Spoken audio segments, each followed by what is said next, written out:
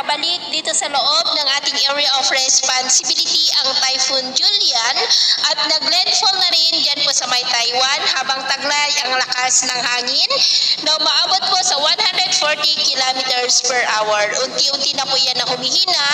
dahil po sa land interaction at bukas ay posible na tuluyan na makakalabas sa ating area of responsibility. Samantala, sa labas po ng ating area of responsibility, sa ngayon ay meron pong panibagong LPA na nabuo pero nasa malayong silangan po ng Mindanao at posibleng maging bagyo yan sa mga susunod na araw. Pero base po dito sa pinapakita ng wind map ay hindi naman po ito nakitaan na papasok dito sa ating area of responsibility. Posibleng kikilos po yan pataas. At sa ating long range forecast, maliban sa potensyal na bagyo sa labas ng PAR, ay wala naman pong bagyo na nakikita na papasok dito sa ating area of responsibility o kaya ay tatawid dito sa ating bansa.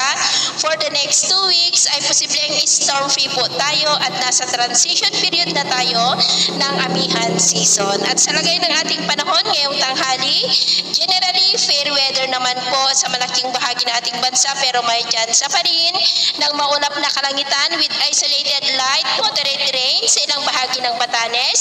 Cagayan, Quezon, Rizal, Laguna, Camarines Norte, Catanduanes, Mamburao, ilang bahagi po ng Panay Island, Bacolod, Bohol, ilang bahagi ng Leyte, Samar Provinces, Northern Mindanao, Caraga, Davao Region at Sorsogon. At sa susunod po ng mga oras,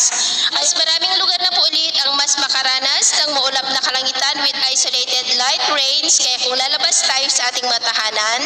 ay ugaliin naman po natin lagi ang magdala ng kahit na anong panangga natin sa init po ng araw at proteksyon na rin po sa mga biglaang buhos ng ulan. At sa atin naman pong mga baybayin,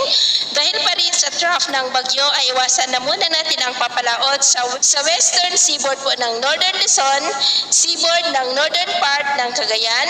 at sa seaboard po ng extreme Northern Luzon dahil ang mga alon dyan ay posible pa rin na aabot hanggang po sa 3 to 5 meters height. Kaya hanggat maaari ay iwasan na muna natin ang papalaot dyan po sa mga may kulay pula para mas makaiwas sa mga sakunang